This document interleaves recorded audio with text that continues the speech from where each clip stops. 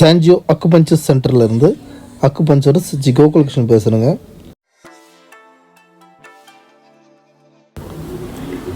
இந்த வீடியோவில் நம்ம என்ன பார்க்க போகிறோம்னா, இன்றைக்கி நம்ம கிளினிக்கில் ஒரு 20 இயர்ஸ் இருக்கும் அவருக்கு ஜிம் எக்ஸசைஸ் பண்ணுறவர்.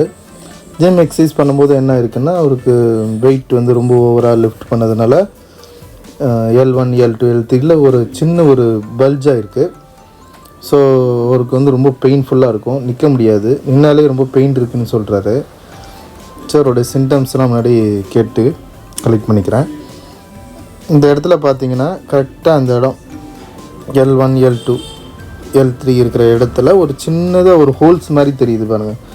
அந்தளவுக்கு அது உள் பக்கமாக ஒரு பெண்ட் இருக்குது, சரிங்களா? இப்போ இங்கே தொட்டாலே அவருக்கு பெயின் இருக்குதுன்னு சொல்கிறாரு. அதுக்கு முன்னாடி பின்னாடி ஒரு சென்டிமீட்டர் 2 சென்டிமீட்டர் வரைக்கும் அவருக்கு பெயின் இருக்கான். அதேமாரி மேல் பக்கமும் நடுவில் கரெக்டாக அந்த இடத்துல ஒரு குழி இருக்குது. நார்மலாக பார்த்திங்கன்னா அந்த இடம் கொஞ்சம் லைட்டாக உள் வாங்கி கொஞ்சம் உள் பக்கமாக பெண்டாகி தான் இருக்கும். ஆனால் இந்த ஒரு இடம் மட்டும் பார்த்திங்கன்னா அதிகமாக அந்த பெண்டு தெரியுது. கொஞ்சம் அது டிஸ்டர்ப் ஆகிருக்கு லைட்டான்றது தெரியுது. ஆனால் மைல்டாக தான் இருக்குது, இருந்தாலும் அது பெயின்ஃபுல்லாக அவருக்கு இருக்குது. ஸோ இன்றைக்கி தான் அந்த ஃபஸ்ட்டு இது வராரு. இப்போ இதனால் என்ன ஆகுதுன்னா, இந்த லெஃப்ட் சைடு ஷோல்டர் பெயின் அவருக்கு இருக்கான், அதே மாதிரி லெஃப்ட் சைடு நீ பெயின் இருக்கான். ஸோ இது நம்ம டயக்னோஸ் பண்ணிவிட்டு இன்றைக்கி அவருக்கு என்ன பண்ண போகிறோம் அப்படின்னா, முதல்ல மூக்கப் பண்ண போகிறோம். மூக்கப் அப்படின்றது பார்த்திங்கன்னா ஃபுல்லாக முதுகு ஃபுல்லாகவே ஒரு டீப் மசாஜ் மாதிரி. அது அக்யூபஞ்சர் பாயிண்ட்ஸ் எல்லாத்தையும் நல்லா ஸ்டிமுலேட் பண்ணி ஒரு டீப் மசாஜாக இருக்கும். அங்கே இருக்கிற மசில்ஸு, அங்கே இருக்கிற பிளட் வெசல்ஸு, லிம் நோட்ஸு, இதெல்லாம் நல்லா ஒரு ஸ்ட்ரென்தன் பண்ணி இன்ஃப்ளமேஷன்ஸ் எதாவது இருந்தாலும் இந்த மூக்கப் பண்ணும்போது அது சீக்கிரமாக ரெக்கவர் ஆகும். ஸோ இதுதான் அவருக்கு இப்போ நம்ம பண்ண போகிறோம். ஃபஸ்ட்டு இங்கே முதுகு ஃபுல்லாக அந்த ஆயிலை நம்ம அப்ளை பண்ணிவிடுவோம். இந்த ஆயில் அப்ளை பண்ணிட்டு தான் நம்ம இதை பண்ண முடியும். அப்போ தான் எந்த பெயின் இருக்காது.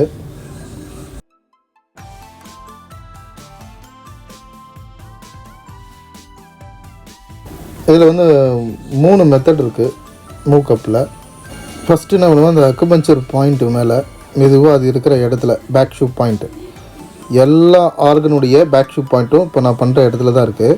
ஸோ அதை மெதுவாக அப்படியே கப் போட்டு மெதுவாக அதை எடுத்து எல்லா பக்கத்துக்கும் அப்படியே பண்ணுவோம். முதல்ல ஒரு பக்கம் பண்ணிவிடுவோம், லெஃப்ட் ஹேண்ட் சைடு, அதுக்கப்புறம் ரைட் ஹேண்ட் சைடு கொஞ்சமாக பண்ணுவோம்.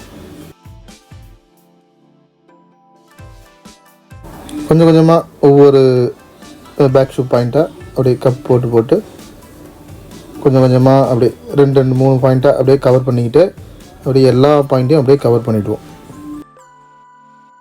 இப்போ அந்த பேக் ஷூ பாயிண்ட் பின்னாடி எந்த ஆர்கன் இருந்தாலும் அதில் இருக்கிற பிரச்சனைகளை இது ஈஸியாக சால்வ் பண்ணிடும்.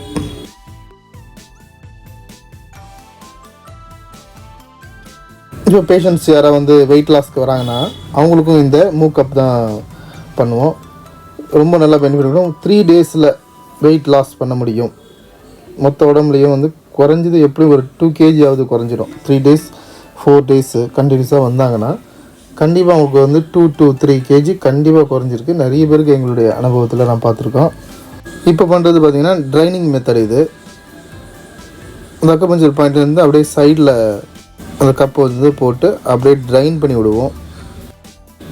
இது குறைஞ்சி 20 மினிட்ஸ் இது டைம் எடுத்துக்கும். இப்போ ட்ரைனிங் முடிஞ்சதுக்கப்புறம் பாப்அப் மெத்தட்னு பேர். அந்த கப்பு போட்டு வேகமாக அப்படியே அதை எடுப்போம். அப்படி எடுக்கும் போது அந்த அக்குபஞ்சர் பாயிண்ட்லேயும் இல்லை அந்த மெரிடியன் அந்த சேனல்லையும் இல்லை அந்த ஆர்கன், அந்த மெரிடியன் போகக்கூடிய அந்த ஆர்கனில் ஹீட் இருந்தால் இருக்கக்கூடிய ஒரு அற்புதமான முறை தான். அந்த கப்பு போட்டு அப்படி வேகம் எடுப்போம். அப்போ ஒரு சவுண்டு ஒன்று வரும். இந்த மாதிரி சவுண்டு வரா மாதிரி பாப்அப் சவுண்ட் பேர்.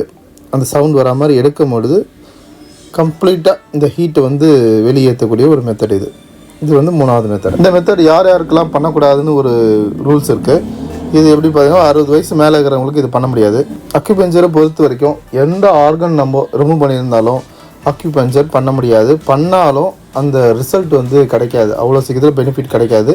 அப்படி கிடைச்சாலும் திருப்பியும் அவங்க அதே பழைய நிலைக்கே அவங்க போயிடுவாங்க. ஏன்னா அக்குபஞ்சர்